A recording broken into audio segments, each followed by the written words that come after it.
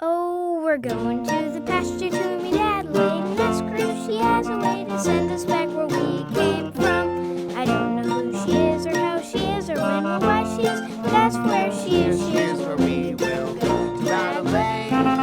Adelaide. Come on and join the Adelaide parade.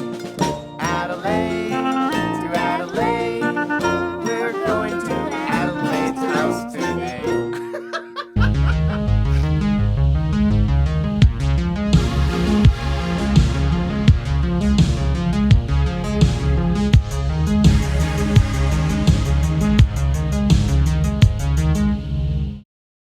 Welcome back, everyone, to the Harbor. I'm your host, the Kino Cowboy. I'm with Scott and Casher, and it's nearly Halloween. So we're talking Over the Garden Wall, the not so indie darling from 2014. I say that because it is a Cartoon Network show, so it's automatically not indie, but it does have that mid 2010s indie kind of feel to it. And it's got an auteur kind of reflecting that. Patrick McHale is his name, creative director from Adventure Time early seasons, as well as worked on writer for Flapjack. So he Flapjack is the commonality here, folks. yeah, Any person from Flapjack that has made something later on, it has been a banger. There's not really anything that you can say or anything that's like kind of like been the opposite of that. Is that Rebecca Sugar? Oh yeah, Rebecca Sugar, Pendleton Ward. Flapjack is the OG. Yeah, many alum come from Flapjack. Even Alex Cartoon Network. You guys have younger siblings. I am the youngest in my family, so a lot of that era of Cartoon Network, I didn't really keep up with. I did. I was. It was Cartoon Network. So like 2010 was like what is called like the resurgence of Cartoon Network, but it's like 2008, 2009 had like Chowder and Flapjack and a few other Goldies, but like really the Chowder and Flapjack are the ones that really revitalized everybody. And it's also the beginning of when we started getting a lot of graduates from that fucking art school in California. Yeah, Everybody draws the same way, but that's a stereotype. I know it's just it's a joke that everybody draws the same way, but they kind of all draw the same way. But I wonder if that's more due to Cartoon Network's production notes than it is. And I don't know. There's if you go look at the old like lessons, the way that they draw heads, that's where like the whole thing comes from. Yeah, but you take Gumball and Steven Universe with similar styles, completely different execution. You know. Oh, absolutely, yeah. It's still look at their heads. But yeah, Flapjack. I'm telling you, compare heads. I've seen folks at home, compare heads. It's the same goddamn thing. I'm sick of it. It's not. Chowder and Flapjack. We can compare heads, Casher. They kept Cartoon Network afloat during the dark days of when Cartoon Network decided to let's shift to live action shows for a little while, and they did like Destroy, Build, Destroy, and Out of Jimmy's Head, which was really shitty and stupid. Well, yeah, dude, they really pushed that Out of Jimmy's Head too. It went from like having a fucking movie to like having a TV show, and the guy that starred in that is young Neil from Scott Pilgrim. Oh yeah, wow, which is fucking wild to me. Well, yeah, that's weird. He aged pretty quickly then, but yeah, it got dark, and then everyone's like, "What are you doing? This is called Cartoon Network.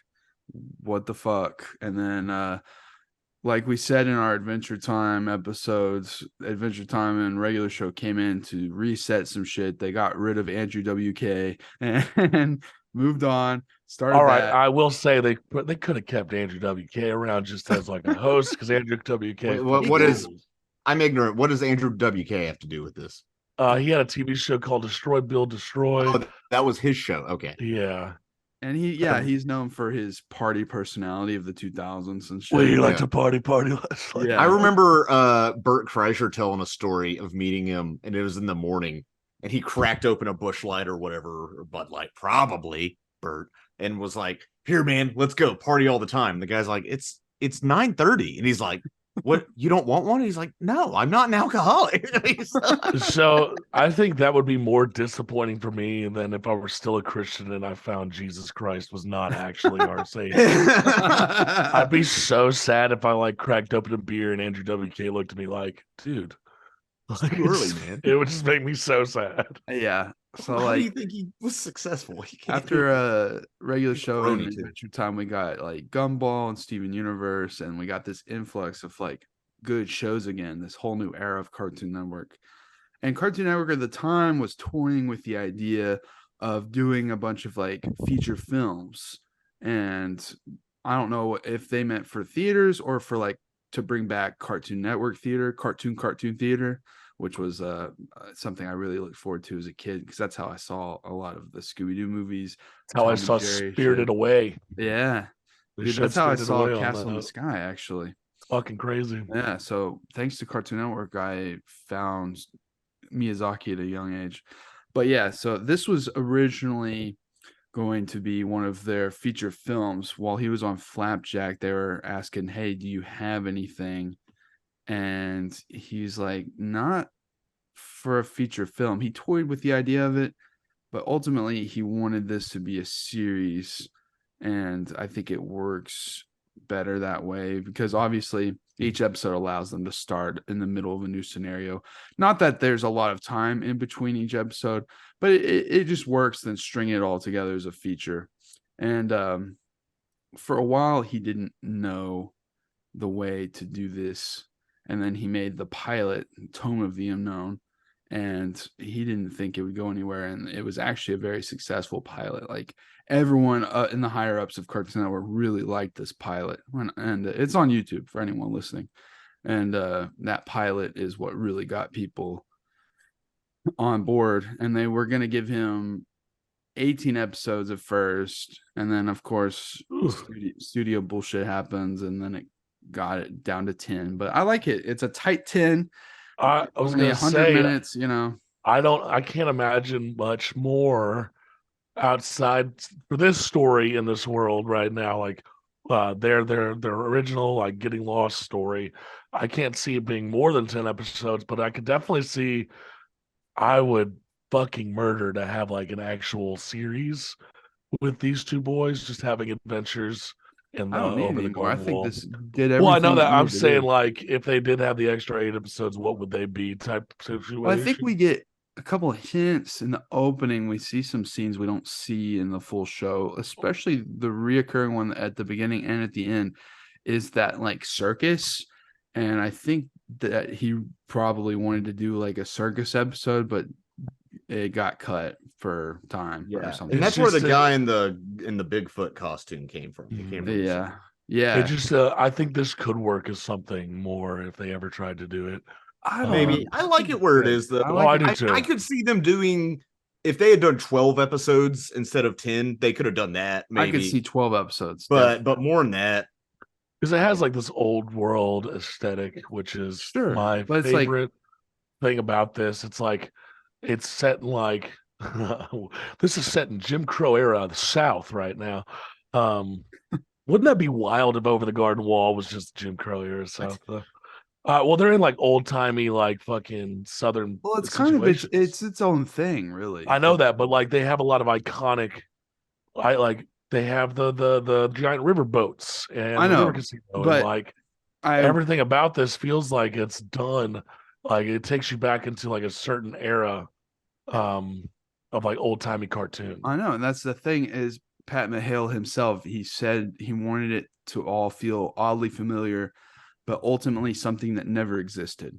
And he described it as something that time forgot. And he even said about the songs, he says the songs he wanted to be reminiscent of like old timey songs, but they're not actually old timey songs. He wanted to all feel weirdly familiar, but it's not. Like it's from some distant memory or something. I don't know. It's interesting.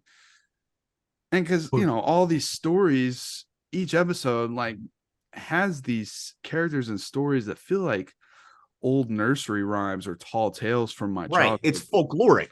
Yeah, folkloric, I think, is the word. Yeah. Feels very much like old school Southern folklore. It feels like, so he was born in New Jersey, so he's from the Northeast, and it does feel like that New Jersey's, I don't really consider New England, but that kind of New England folklore, headless horseman, Ichabod Crane.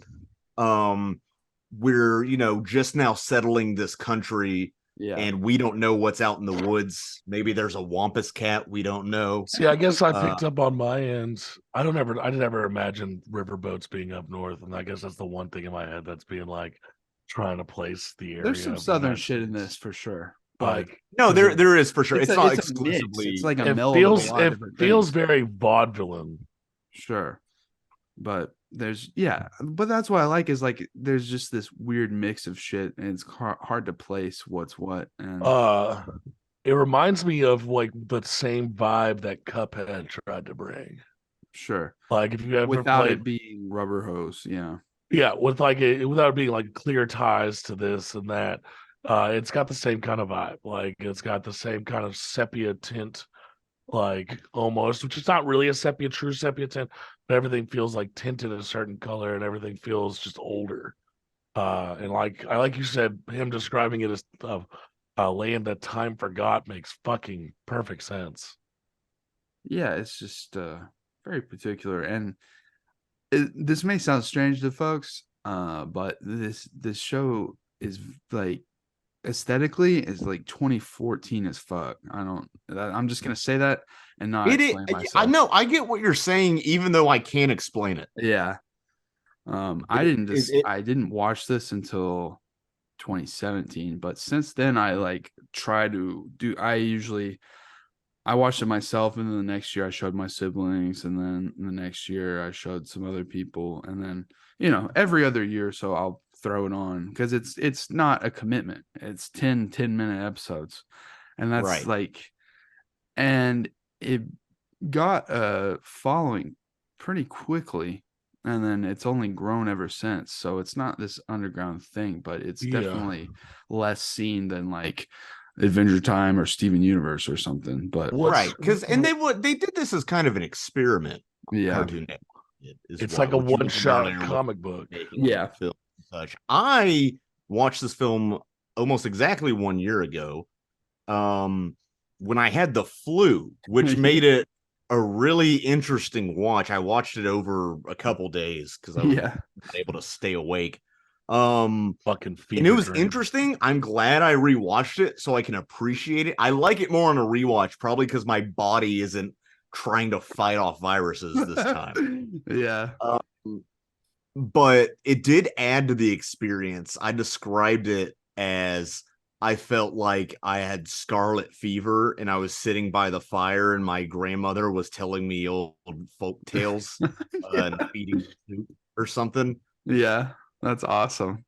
Now, that's I want to mention briefly to folks if they are avid listeners or not, but that's how I experienced Twin Peaks season 1 in 2014. I was with the flu?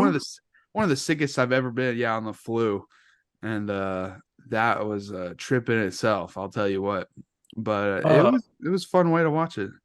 I do want to say it's interesting that this guy really hasn't done a whole lot of work outside of this series, but he co-wrote with Del Toro that Pinocchio that's what movie. I'm saying. That's the last thing he worked on. I don't know if you guys have seen that. I missed it, dude, and now I'm like, damn, I need to fucking watch this thing. Dude, that's a great Halloween-y, like, we can't get on to Pinocchio though, because I rewatched the one from 1940 and I have some shit to say, but I can't do it here. It's gonna take up too much time. And then I'm looking through the voice cast for this, and I always forget just how fucking stacked this is. We got Elijah Wood in the main role, and then we got Melanie Lynskey as Beatrice, which like that's always a pleasant surprise seeing her. I always forget who she is, and I'm like, oh yeah, you're in a bunch of shit I really like. Yeah, but she is, and she's also Christopher Lloyd, not American. Word. I'm just saying she's like has a really good American accent. Oh yeah. I was gonna be like, at first I was like, okay. Yes. All right, I probably should have completed my thought there. That sounded. I was like, oh, all right. I guess we're gonna start telling people if they're American or not. We're Christopher Lloyd at the Harbor. Christopher Lloyd, he's very much American. And also, which is wild to me that Christopher Lloyd's in this, but even more wild to me, so we got John Cleese. I love John Cleese. Not American. He plays and then roles. Tim Curry's in this too. Right. Wow. He doesn't really sound too much like Tim Curry either. Tim Curry also in real life does not look like Tim Curry anymore. Okay, don't be disrespectful. I feel really bad for him. He's in a wheelchair. God forbid. No, but and that's the thing is like everyone's used to Elijah Wood, as Frodo and maybe some other roles. But a lot of people forget that one, he's American, and two, Wirt is kind of really pretty much is just talking voice. When I watched the video of him in the booth with the little boy who plays Greg, it was like he's just talking, and you kind of just forget that. He slips into it so well, though. And I love him in this role a lot, and it's kind of reminiscent. It's like Frodo and Sam aren't lost; they obviously are on a mission, but there's a little like similarity there. Right, I guess in that they're a duo, except instead of being a watchful eye and a shoulder to lean on, his little brother Greg is intentionally very annoying, although I find him entertaining as a viewer. He's annoying to Wirt as well, is what I'm saying. Yeah, I find him entertaining. That's the most interesting part, because to me, I think it's fascinating about Greg, and what I like about Greg, he says stupid shit constantly, but to me he's not annoying in the slightest, and he's one of the most pure and like likable and characters like of all time. And but when I used to be like that too, and he used to tell me okay, well, in any lesser script he would be a pain in the ass. And he's just like this, he's like Mabel from Gravity Falls. Like, yes. You also can't really tell if what he's saying is like somehow going to end up being wise and like foreshadowy or what. He's accidentally wise. It almost kind of like, but like for the sake of the story, you're almost at the same time like, does he like is it that he doesn't know, or is it like subconsciously? How much is this kid really there? Enoch is the fucking. I'm trying to get this down, because I forget names a lot for it. Who?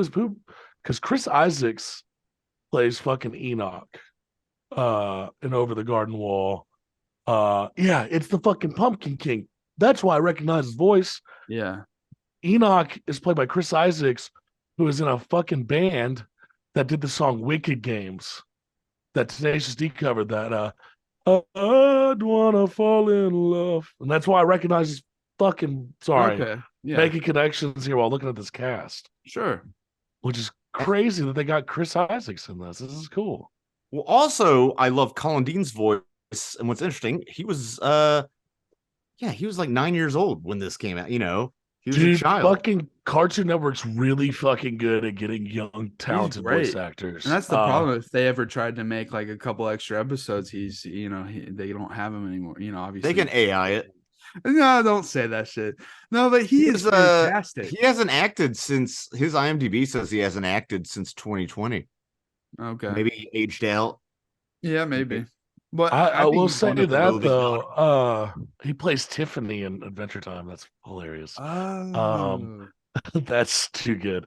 Cartoon Network's really good at finding these kids that are like, the kid that played Chowder was really good. Yeah, it was a kid. Yeah, There's that cutaway gag in Chowder where they lose funding for their show, and so that it's still a kid in the booth. Yeah. It's a little like he's a little kid, a little tiny boy. Yeah, and the kid, you're right, because and then Gumball's voice actor, and then fucking Finn, Steven Universe, like they get crazy good child talent.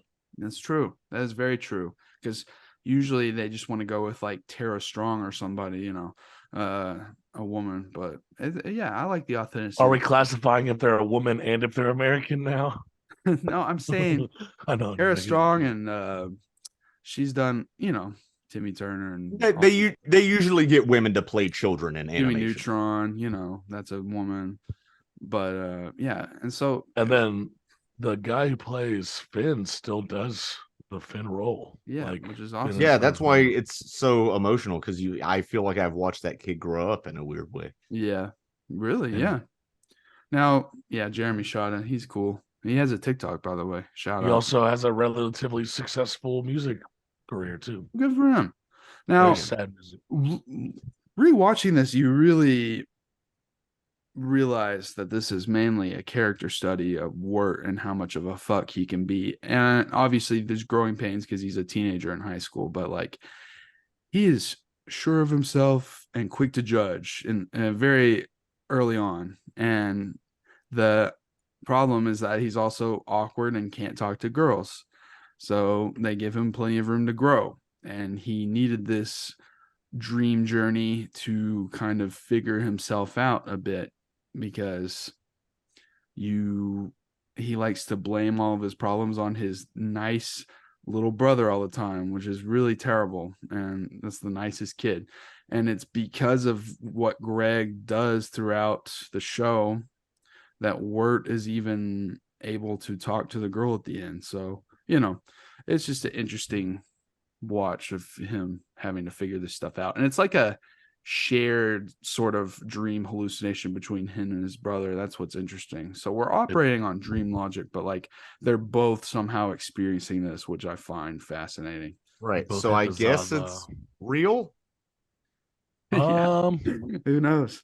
But yeah, because like the first time you watch it, it's a lot to take in, but when you rewatch it, that first episode with that demon dog shit, Wirt like very quickly runs from the dog and doesn't even make sure Greg is safe. And then after they get out, he even has the audacity to blame him on shit that went down and stuff like that. I don't know. It's just like, it's definitely like elder brother syndrome, where you are more annoyed than most with your little brother, even though his antics aren't that bad, and your friends might actually think he's kind of cool. But where you just worry too much about it because you've seen the cute antics he's gotten into, but you've also seen him do probably some horrendously embarrassing shit at the same time. But we always like pass more judgment on people we're closest to. So he's going to consistently have that in there, but also like running away and not protect. That he's clearly not a great big brother if he's going to run away from the thing that's about to fucking wreck them both and not try to protect his brother. that's another thing. Very big coward at first. That's another thing is like this show is TV PG, but it doesn't feel like it needs to be any more than that for what it is. It doesn't try to push the rating, but I feel like it's level enough of like creepy and off-putting, and it feels like something a family can watch, but it still feels in line with the universe. It doesn't need to be crazy, scary, or anything. It's atmospheric. Yeah, and exactly. Part of that is it very judiciously doles out information, especially at the very beginning, the first episode. Because first of all, the big reveal in episode 9 of the show is that this is contemporary, more or less. It's a bit vague on exactly which decade, but it could be contemporary completely, because I think it is. What's her name says, I don't have a tape player. Exactly. But there is still like a bit of an 80s feel. There's obviously an inspiration there from Patrick McHale's old childhood. Yeah. There's sort of an Americana, almost like E.T. Halloween, where there's all the kids walking around. I mean, Halloween's still like that. The makeshift costumes is a big thing that makes me feel like it's pre where we're at now, because like nowadays, dude, even the poor kids got like a paid for costume a lot of the time. I don't know. I feel like these kinds of kids, especially Wirt, he's like an indie kid. He doesn't want to.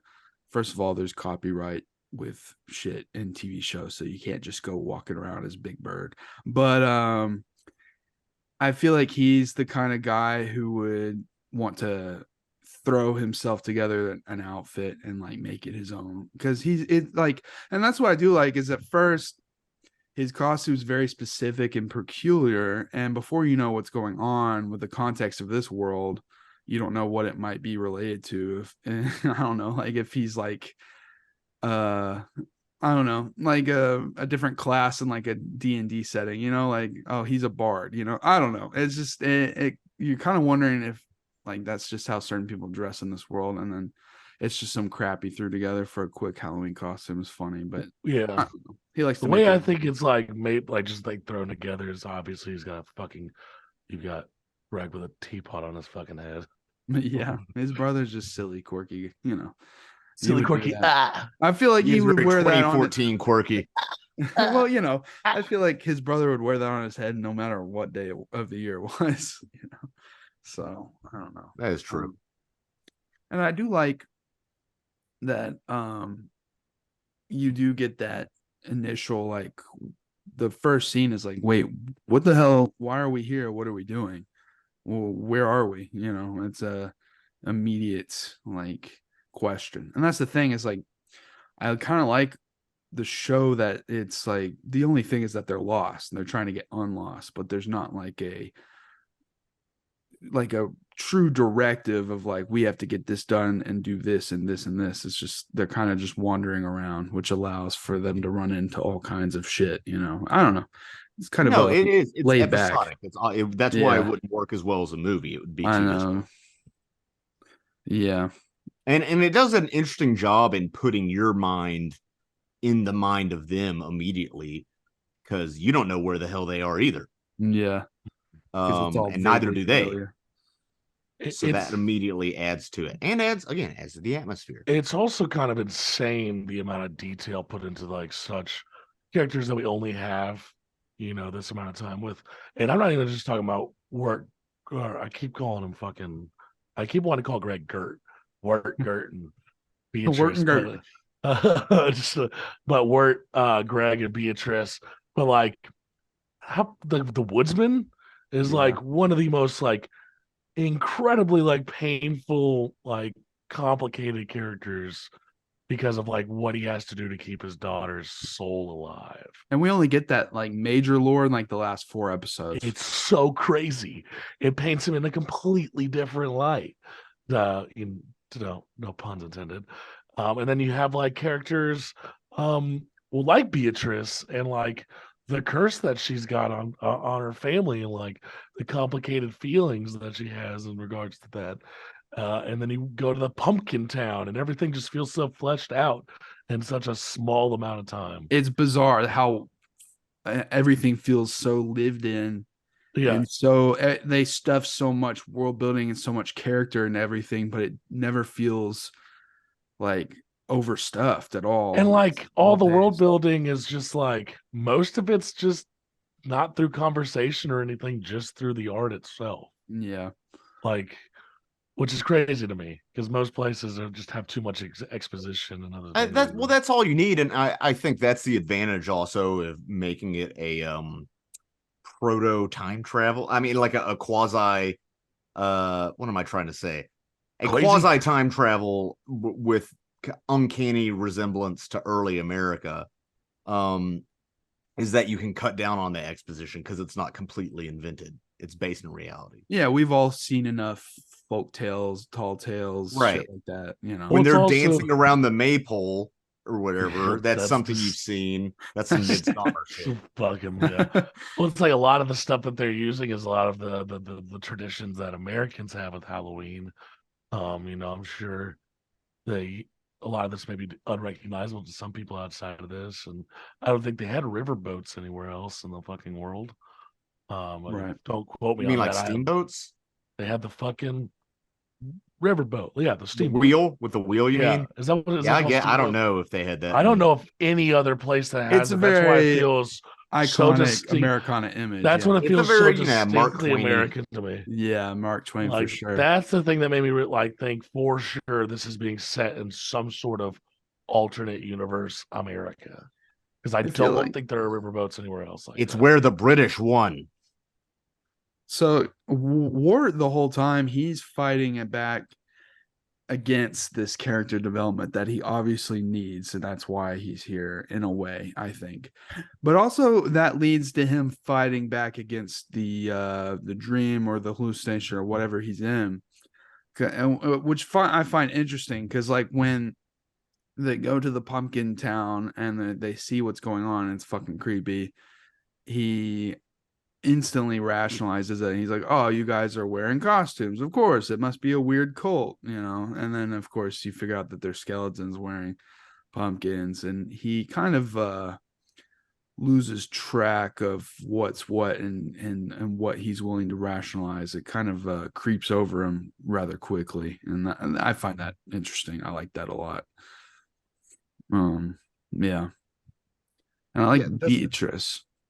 Beatrice is interesting because she's like a deceiver kind of archetype character, but like not right. really. But which is interesting because she's a deceiver archetype wrapped in your I almost want to say Navi from Zelda, Navi, the little bear, but less annoying. But no, she is that guide, or like a Tinkerbell maybe. No, you know what?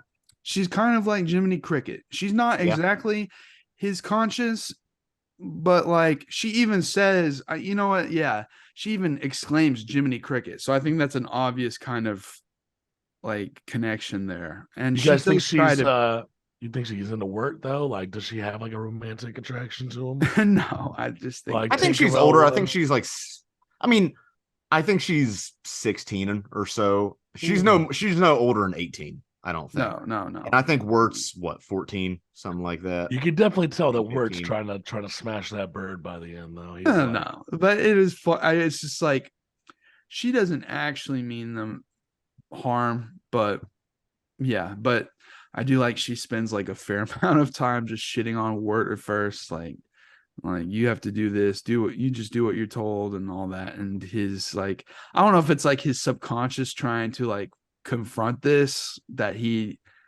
does too much of what he's told and doesn't try to think outside the box or something, but he fights back against this, and like he's like, oh, okay, yeah, I guess I do what I told, and that's all I'm gonna do.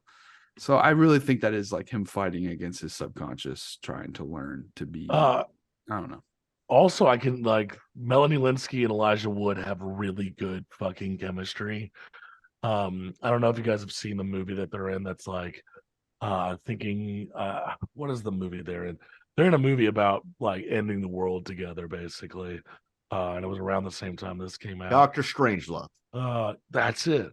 Let me look that up. But like, it almost feels like a sibling thing that they're fucking arguing with each other. Yeah, half the time. I don't feel at home in this world anymore. Came out in 2017. It's really, I really like that movie. But they have really good fucking chemistry from everything that I've seen them in. So I'm not surprised that it shines in voice acting. Also, just somehow Elijah Wood plays the biggest. Like, he's so good at playing this type of character that like Wirt is, like a little pussy boy. Because like, I mean, that's Frodo too. Frodo's a little pussy boy too. Yeah, a little bit, and how he's and especially in the movies. Oh yeah, little pussy boy for having a little metaphor for sin hanging around his neck. Yeah, for bearing the fucking weight of 1,000 weights, dude. Yeah. And guess who had to bury his weight? Mr. Samwise Gamgee. That's right. We got Greg and Samwise, the best to ever do it. Now, lawful good. And that's the thing, is like, as they go from episode to episode, all this kooky, silly stuff that's happening is like, despite it being like, okay, here's pumpkin people in this episode, and here's these animals who are going to school, here's these frogs on a riverboat, it all fits aesthetically and narratively, and it all just works. So the whole time you're watching this, you're not even thinking about the fact that it works. It just does, and you just sail right along. And that's what I think is really, like, it's well done. One question. The guy who invested in the animal school, what did he expect his return on investment to be? He's treating it like it's a business. I mean, maybe it's a private school, I don't know, but it's kind of a old-timey schoolhouse out in the woods. Or unless he's just like, we're just gonna do this and fatten them up and then eat them later. Yeah, maybe. I am curious though, because we do have a frog that's always throughout this show. But I'm just almost like a commonality between like old timey cartoons and frogs being on fucking riverboats. Why are they always on a riverboat casino? Why are they always running a fucking riverboat casino? Why are frogs always doing it? Yeah. Because frogs are amphibious, so they're related to water, but they can still be on land, on deck.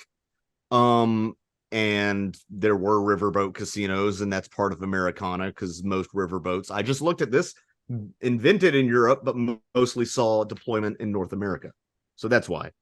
Okay, well, I'm gonna take Castro up to Branson. We're gonna go on the Branson Bell showboat. Love the and we're gonna get Bell. it out of your system. I like riverboats. That's like that. They're so cool. I get cheap tickets because of my season pass to Silver Dollar City, so we'll take you up there and we'll go eat dinner on that fucking boat. It's so cool. Get it out of your fucking system. And what do you watch? Like a show, like the Rockettes or something? I don't know, maybe, but you just get to be on the riverboat for one. What if they had a comedian and they were just seasick and just like vomiting all over the microphone? It's just like there are certain things that are just like so distinctly American, and then at that so distinctly Southern American that I'm just like, I like it. Yeah, I like it a lot. Why do you think I like Silver Dollar City so much? Well, yeah, for real. Like anything that has to do with like riverboat, I don't know, riverboat casinos. They're cool. I don't know. Asher, I'd be afraid to see you at a casino, man. I don't gamble like that. I am actually pretty careful. Also, I went to a casino during COVID, and we didn't go crazy. And I won. That's good. For Justin's bachelor party. I won $300. Oh yeah, I'm pretty good at gambling. It's famous last word. I don't like. It's the drinking. It's like I spent $200 on booze and pastrami sandwiches that day at the horse races, and then won $300 on fucking slots. There you go. Now, gambling's good, kids. My fiance's grandma was so addicted to gambling that her like obituary and possibly headstone, I can't remember if it's her headstone too, but like it says like she loved her slots. That's your wanted. Legacy. Like what the fuck? What people remember you for is liking slots. Yeah, I want to go to Branson. Maybe they accidentally, it was a typo and they meant to put a U there instead of an O. Yeah. I don't know, man. Like, and there's just like a fucking aesthetic, like for. Never mind. I'm going back on a riverboat. Yeah, I know. I know. Sorry, guys. That's okay. What? No. What is it? I like. I gotta shut my autism off for a second. Yeah, I like that in the third episode. Greg is like, he's jokingly told to make the world a better place, and he's like, "Oh, okay," and immediately runs off into the woods to go do it, and that's how he just accidentally ends up at the school. And I think Greg will make the best of every situation, and that's what's beautiful about that song "Potatoes and Molasses," because you're seeing the viewing through the eyes of a child, the world and all that, but it's like, okay, molasses isn't the best option to put on potatoes, but that's what we're working with. Let's do it. And I think it's kind of like Steven Universe quote, if every pork chop were perfect, we wouldn't have hot dogs. Right. And I don't know. It's just he's pleasant to watch and important, very important part of Wirt's life, and he just doesn't realize it yet. And I too like really pure characters, and one of the things that Cartoon Network at this time from like 2010 to 2017, they were really good at curating and creating just really wholesome fucking characters and music. It's insane. Potatoes and Molasses is a banger and makes me want to eat potatoes and molasses. All the music in the show is really well done. The opening song of the frog and a piano immediately sucks you into the world and the tone it's going for. It's like they kind of, a lot of places you think with like complicated characters who've had like, we don't know anything about the home lives of Wirt and Greg, but I'm speaking from like other shows Cartoon Network's done. They could have like completely ruined characters because they were like, oh, well, this complicated thing makes them fucking pricks to everybody. But no, this complicated part of their life makes them really appreciate the people and the things around them. And so, like, Greg is in that boat. I don't know what happened to him during growing up. Sure, he just has a regular childhood, but he's one of those like pure beings that like I don't know. He's very Paddington core. I get it. No, I think it's just him because I think they have a fine family life and everything. I think that as an adolescent, Wirt's just growing, and as an adolescent, he's afraid of the judgment of his peers, and like Adrian said, that's largely his character arc or one major element of it. He's embarrassed that he plays the clarinet, and he's that kind of guy, even though he likes it. He should be embarrassed. Okay, clarinet's weird. Clarinet, yeah. Well, here's the thing though. That means it's mostly a chick instrument, so you get to hang out with all the chicks. No, my mom and dad could not afford to allow me to do band, and like at least that was their excuse. But I'm pretty sure it's just because my dad thought it was gay. I played clarinet, and I never got to be good at it because I was given this shitty, mostly broken hand-me-down clarinet from my aunt, and it was terrible and horrible shape. And the school, for some reason, just wouldn't let me rent one or anything. I don't know why. And so I had to use that, and it was terrible, and I could never really do much. And I was second to last chair, and I sat between two horrible, trashy bitches. One of them put gum in my hair. So no, I don't recommend it. But if you that's like the clarinet's fault that your aunt gave you the Mad Catz clarinet. Yeah, pretty much. It was just stupid, but it's funny because I was like, I dropped out of band after 9th grade, but I was like, man, I want to stick around through 12th grade because I knew 12th grade they did the Disney World trip, and okay. Anyway, when would Adrian get another chance to go to Disney World? Yeah. Does the Branson Bell have like rooms you could stay at? No, it's just like you stay on it for like the afternoon or something. See, that'd be sick. Yeah, Wirt, honestly, he's this cringy indie boy and is insecure and reminded me a lot of myself. So that's why I like him so much, I think. And yeah, except this one's not freakishly obsessed with movies. Yeah. He's just who would be that? He just quotes poetry to himself all the time. I do think he'd have the same reaction after touching a breast for the first time. Yeah. He'd be a soft boy in today's parlance. Nosebleed. Yeah. Yeah. So I like that Wirt accidentally becomes a hero and knocks the mask off of the gorilla, and it kind of boosts his confidence. Everyone calls him like you did it, blah, blah, blah. So that kind of gets the ball rolling for him to have a little more confidence, even though it was a complete accident, which I think is brilliant. But sometimes that's how it is. It just adds to it because in the episode where they're at the tavern, they're trying to figure out. Well, what I'm saying is, like, for his character, that tavern episode may not seem like much happens, but it really does for his character because he's talking to the people in the tavern and he's being pretentious and saying like, oh, I don't like labels and stuff like that. And so these people in this tavern, they bubble it down to maybe he's simple, which like is really funny because he's probably thinking that these are stupid, simple folks, and to him, it's like, I don't know. And then it's definitely a kind of a city folk goes into the countryside and realizes the wisdom of the country folk. What's that Michael J. Fox movie? Or Cars, the movie Cars. Doc Hollywood, yeah. Doc Hollywood, also whichever you want to watch. Yeah. I and that's also that tavern is where we learn about the beast. Yeah. And the beast is cool. They think the beast is the actual woodsman. They don't realize that he's warding it off, which is, pretty cool. And then the beast is a top tier villain for such a have you paused the frame where you see the light on him? Yeah. It's awesome. All faces and crazy stuff. Fucking creepy. Obviously, yes. I like when you don't see much of the monster, but also I feel like that was possibly for Cartoon Network notes or something like right. Well, I almost feel like he's a shapeshifter as well. Yeah, maybe like a what's it called? Like there's like a tree. It's like a protector of the forest. Do you guys think he's trying to protect the forest, or do you think he's just like out for destruction. No, I think he is completely. I don't think he's out for destruction. I think he's completely self-interested.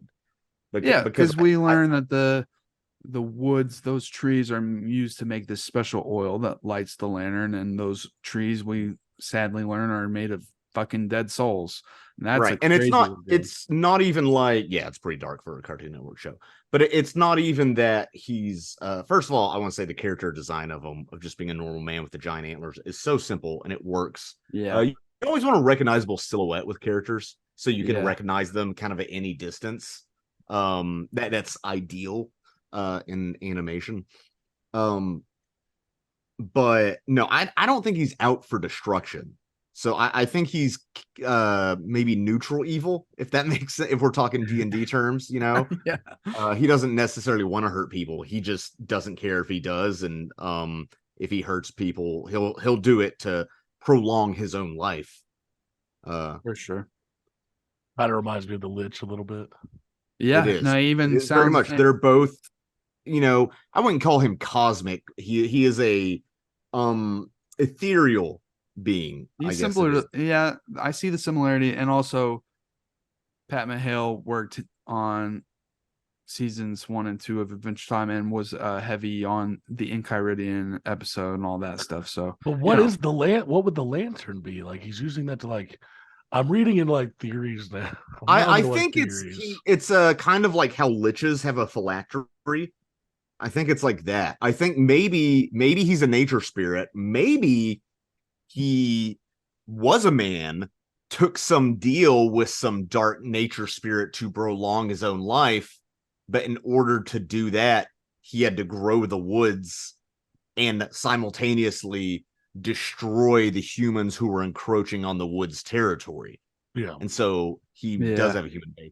That's a theory I just made up right now. That's cool, man. And then, you know, I like the reveal that it's his soul that's in the lantern and not the daughter, which is fucked up. But but back to Wirt, because he's on this journey, a personal journey, and he has such like, I don't know if it's low self-esteem, but just he doesn't believe, I think, in himself at all at first. And this the tavern folks, they really boost him up, and they're like, look, you know, like you're a pilgrim, you're on an important journey. And he's like, oh wow, yeah, maybe you're right.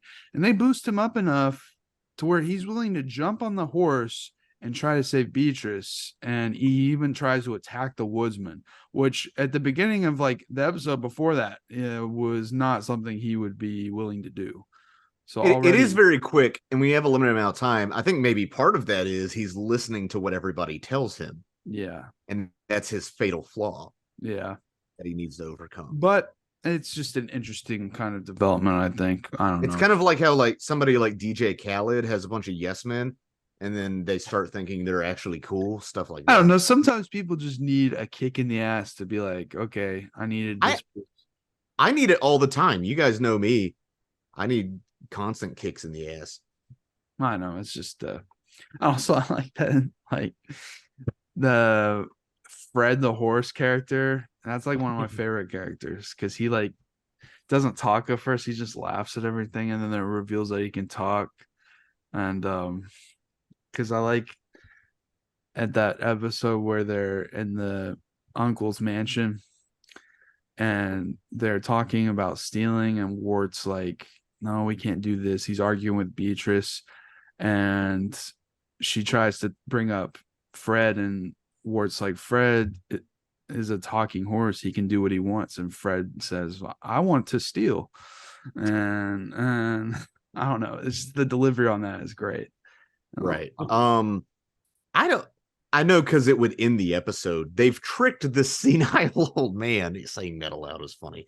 They've tricked this senile old man into thinking that they're his nephews. Yes. Yeah. Why don't they just ask him for 2 pennies?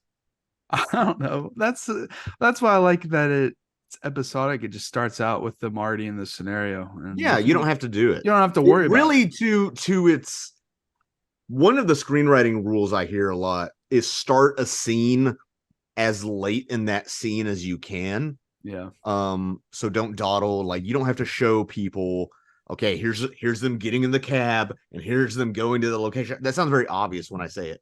But what this show does is it just takes it to the utmost extreme. And I think it really takes confidence. I think it shows confidence of Patrick McHale and the writers, because they're experienced, and it's impressive that Cartoon Network. I don't think Cartoon Network today would necessarily give somebody the creative freedom to do something like this. Maybe they would, maybe they wouldn't. And that's the thing is, like, it would be a max streaming service thing.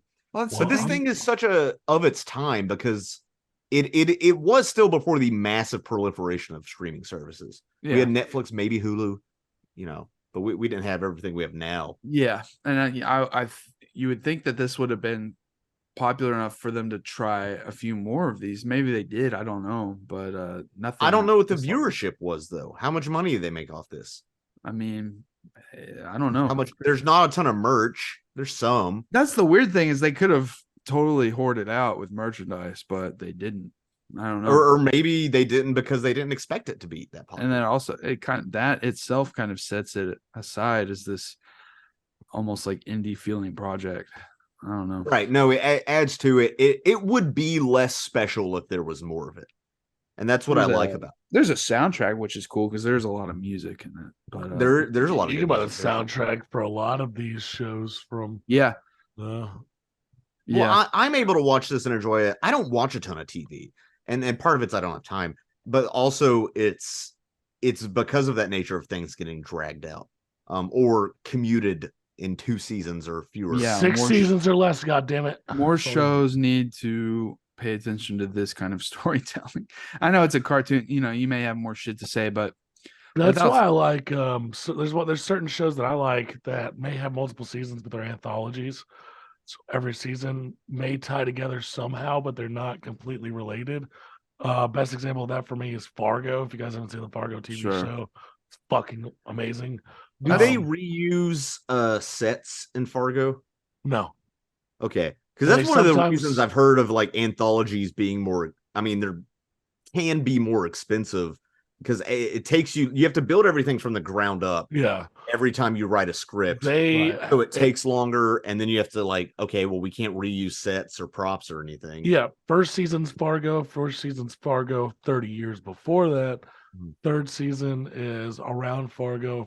4th season's in Kansas City. Huh. Right, but they're all connected. It's called Fargo. Yeah. Now, what was I going to say? I don't know. But, yeah, without spoiling anything, there's a problem these days with not enough being information and things happening episodes because they want to stretch it out to the 10 episodes or whatever. Ahsoka season 1 is half a season. But it's called season 1, but it's only half a season. So it bugs the shit. Wait, what do you mean? Hold on. I know this isn't an Ahsoka cast because I haven't watched it yet. That's fine. Plan on it. I'm not going to spoil anything. But do you mean they literally said, "Hey, this is half a season"? Or do you mean in terms of where the arc goes? If you look at the overall story that's being told in the arc of what's happening, this would be a mid-season finale, and they haven't completed enough to be a full season. That makes me just want to wait until season 2 comes out. Yeah, maybe. Yeah, might as well. But that's probably going to be a while. Yeah, but it's just a cliffhanger. Get over it. Or no, it's not just a cliffhanger. No, cliffhanger is when you have something additional to say. Who are you to tell what's the end of the season or not? Because I know, unless you're David Lynch, like movies and shows have certain plot structures that they follow. Exactly. I'm the one who's seen it. You haven't. So trust me.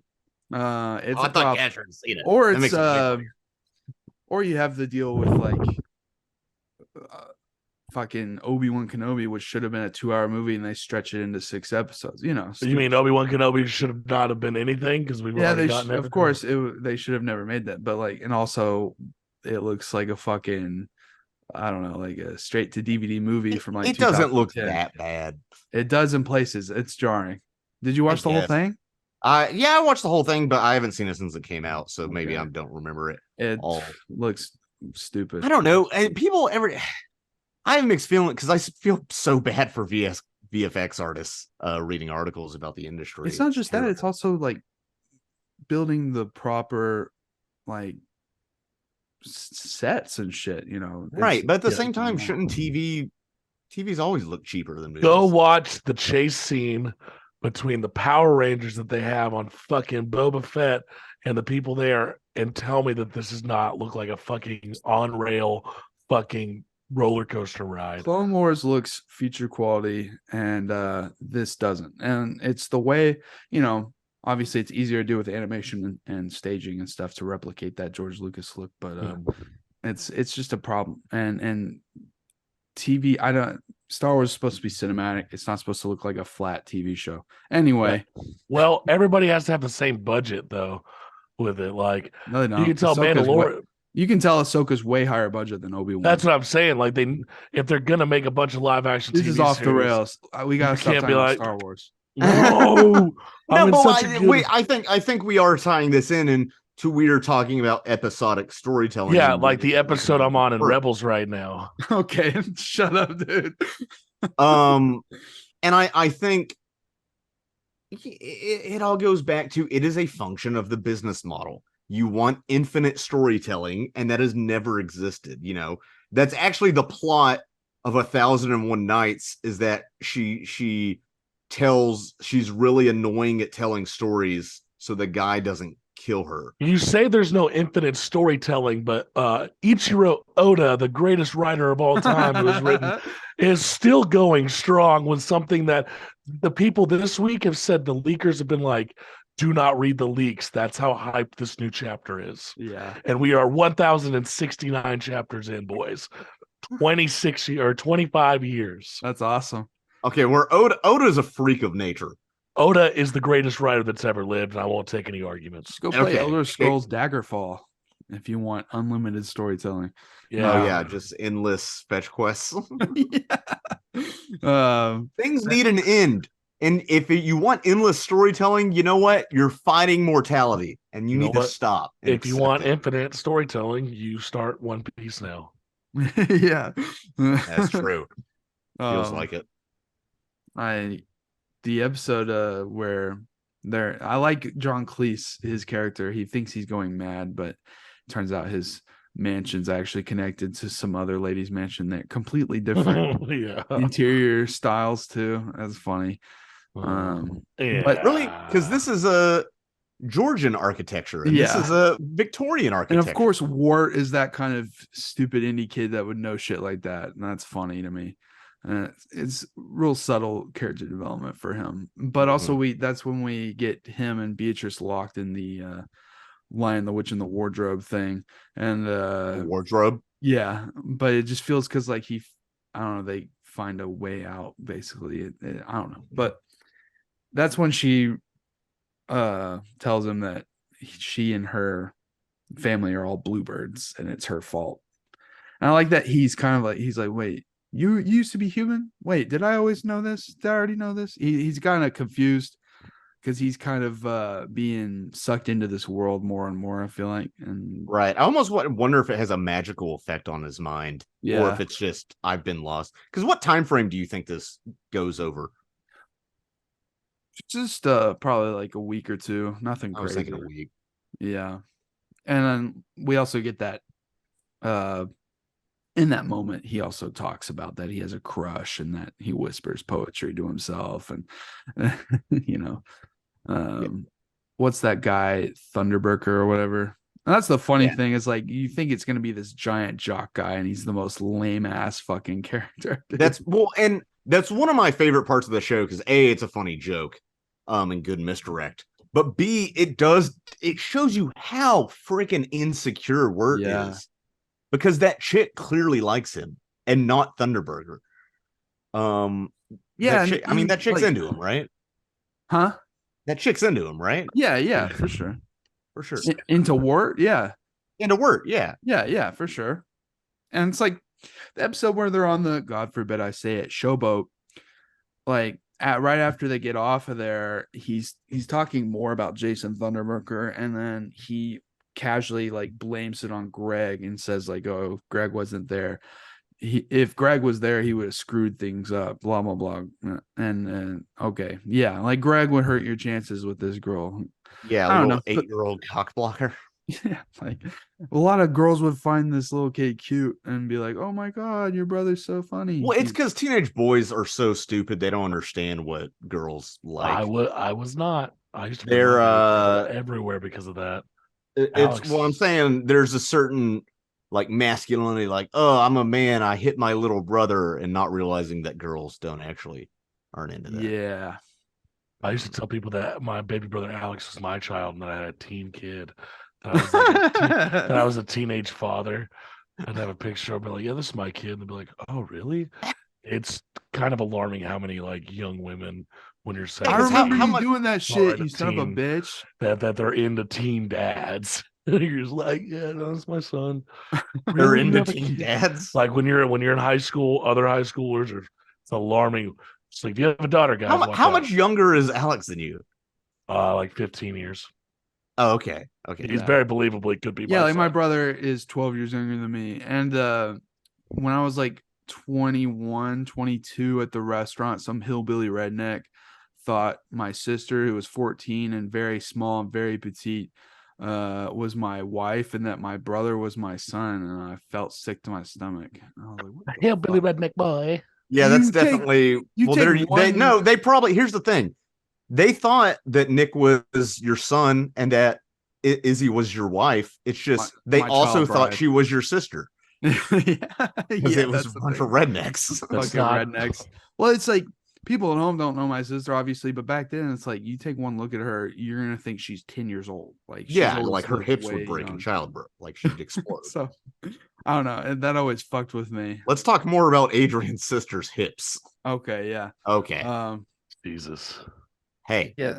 So we learned that Beatrice was going to give them to Adelaide so she'd become human again, but she didn't actually expect it to be that serious.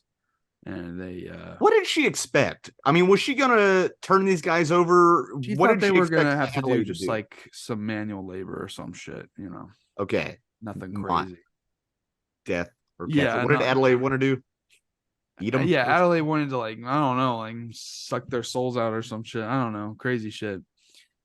But what I like is that Beatrice has to be on her own for the next few episodes, but she still comes back and tries to set things right and helps Wirt find and save his brother. But yeah, I do like that we get some episodes after this that it's right after this Adelaide stuff. That's when it gets like heavy continuity. Like, okay, we have to figure out what we're doing. We're lost. And that's when Wirt starts to feel hopeless.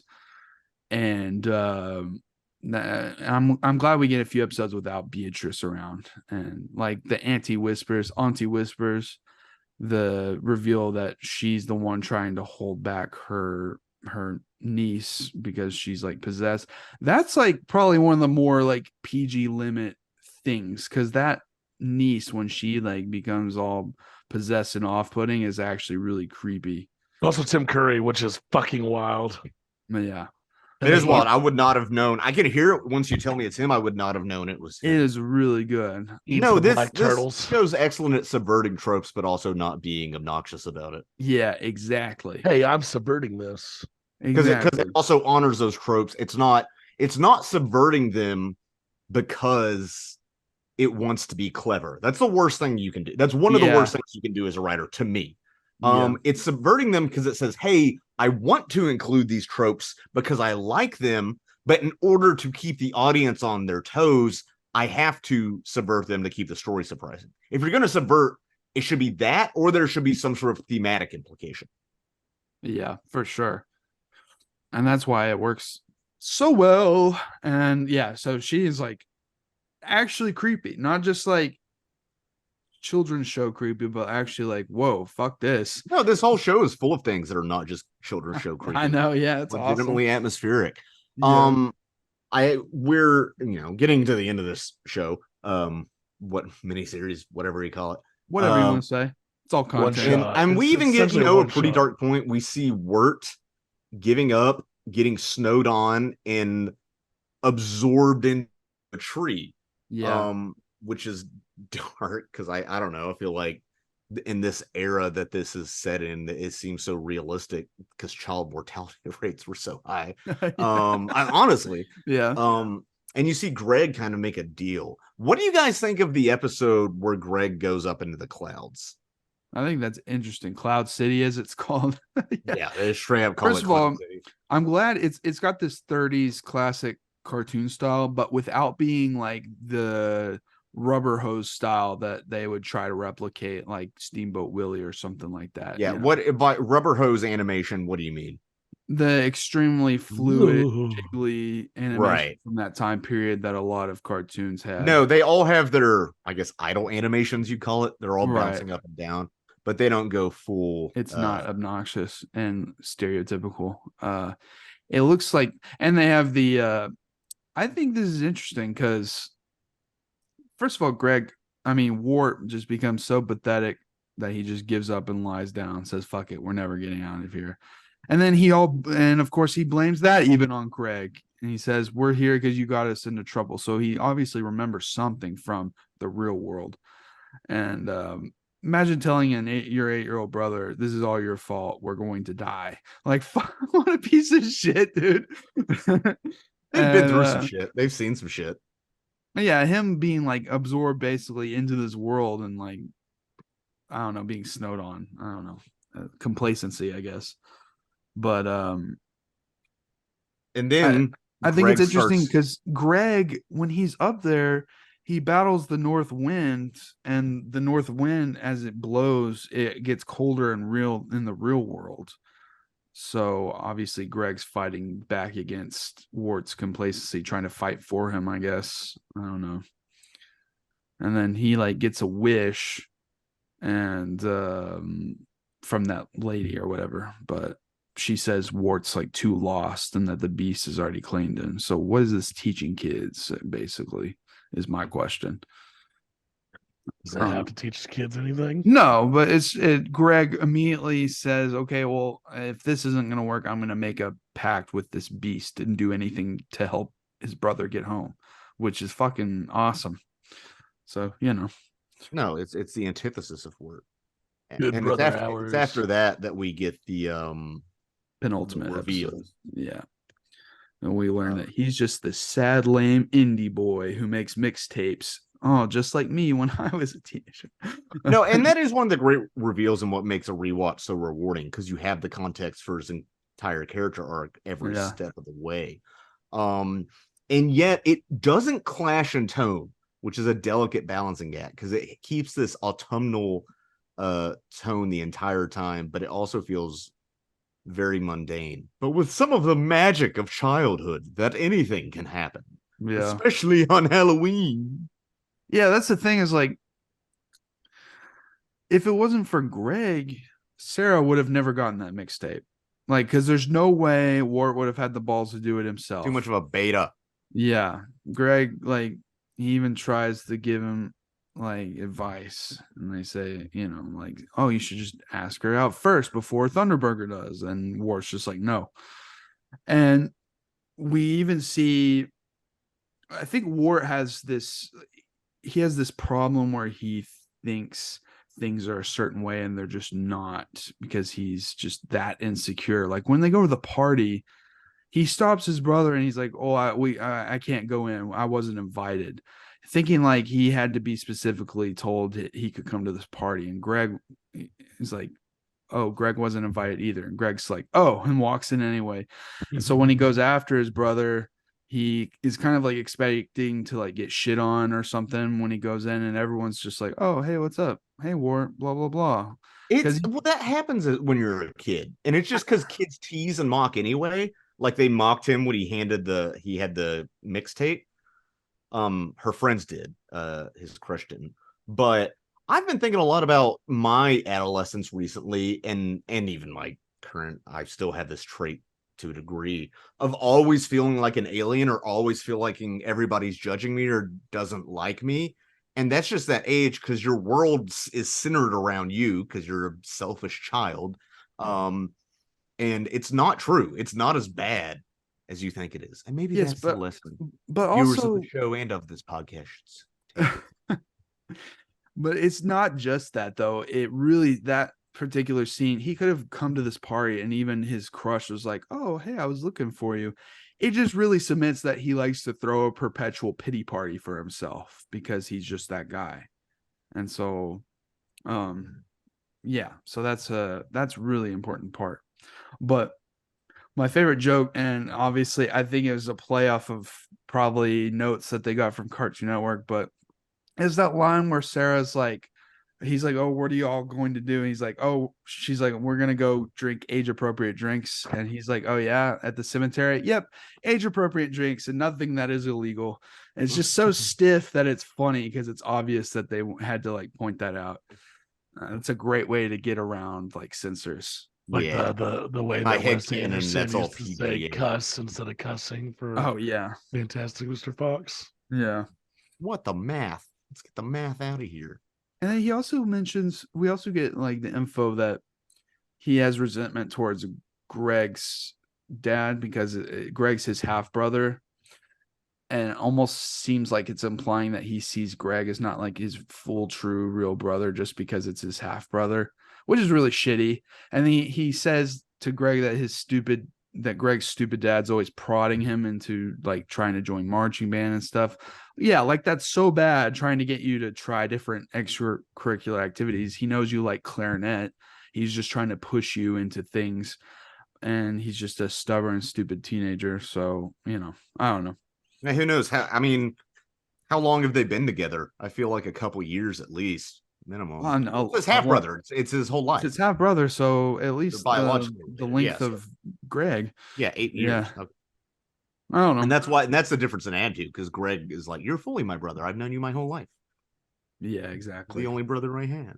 Fucking beautiful in a way. And there's like when they do get chased by the cops. First of all, I've been chased by. Well, I've ran from cops when there were actual cops, and then I've ran from cops when it was not an actual threat. And both times are annoying. But so I do understand that. But when they do fall down the hill and go unconscious in the water, it actually gets kind of like emotional for a second. It's kind of like this weird sort of sadness. And I appreciate the music that they use during that scene. It's all bangers. Yeah. And so we get, at the very least, we finally get Wirt. He wakes up in that bird nest, and the mom of Beatrice is like, you'll be no good to your brother dead. And we finally get the powerful, I was never good to him when I was alive either. And finally Wirt has some fucking character development and does the right thing. And that it took all of that for him to see the error of his ways. And then we get him running to save his brother in the snow, and we get the confrontation, which I like. Is really, it's not about him and his brother having to battle this creature. It's the huntsman or the woodsman's dilemma. You know, he gets his brother out of there. They leave. It's not a battle at all, and that is interesting to have a supporting character in a way be the main character. Yeah, at least for the world. It's his decision to do that is more important than anything that Wirt and Greg did. Yeah. Which is interesting. But, you know, again, good writing. They make it a character moment, not a battle. There's not a MacGuffin they have to get to beat the guy. Exactly. And I if you look closely in part of the animation, when he looks into the lantern, it's a golden. Earlier, you see it from afar. You can vaguely see like a golden, almost dancing or wafting figure. And, you know, you do see the beast, a golden version of the beast when you look into it in one of those scenes. Cool. And Christopher Lloyd. Very easy to kill the beast. How bad would you feel? I mean, I guess those kids were already dead. Was there any way to, or was he just chopping up, killing like dead souls. sleeping children? I don't think, you know, not much you can do. And once they're burned up, they have no afterlife. What's happening? Yeah, I don't know how the afterlife works in this realm. Does he kill the soul? But I do like once they get back to the real world, Wirt is finally assertive and says, like, oh, we can listen to the tape at my place. Doesn't hesitate. And he's like, we can do this. And then obviously that's the end of his story. But I'm glad we get the ending sequences. We see other characters after all this, and we see the huntsman, his daughter shows up and reunite and stuff. I don't know. It's a quick ending because they only had 10 episodes, but it does everything it needs to do and wraps everything up in a bow, I think, pretty well. Yep. No, I think it's pretty good. I'd give that 2 pretty goods out of 2 pretty goods. Over the Garden Wall. Garden Wall. Now, I'd like to see him do something new, just like I'd like to see Alex Hirsch do something fucking new. So, yeah, no, I agree. I was just thinking about that. Because, like, Alex I'm Hirsch sure they're consulting and writing and like doing different things. I know. It's just like Gravity Falls ended like 2016, 17. Like Alex Hirsch. Alex Hirsch has also been pissing off the mouse by talking about how terrible it was to work with them. Yeah. He needs to go to a different, I don't know, company. Does he still work there? Jesus. No, he doesn't. Okay, I'm just saying. No, there's no way with all the shit he said about Disney. There's no way. But, so with the outro for this, can we do a Monster Mash, but can it be like the dubstep version of Monster Mash? Yeah, and can you edit, like, can you in After Effects animate like 3D models of all of us dancing the Monster Mash? Yeah. And what's interesting is the Monster Mash is not the Monster Mash. It's a song about the monster. I know. That's why I like it so much. So what is it? In 2015, when we did a Halloween thing, I made a joke playlist that was like 10 songs that were Halloween related, and then it repeated the Monster Mash 50 times. That's how ours was. It took like 8 times until someone was like, what the fuck is going on? The Monster Mash. Like that John Mulaney. All right. Yeah. Thanks for listening, everybody. Happy Halloween. Was a graveyard smash. We're having obviously good time over here.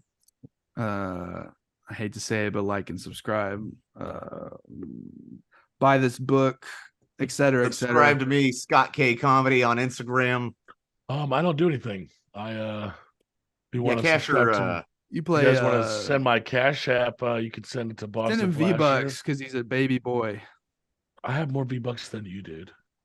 Wow, big flex. Thanks for listening, everybody. Good night.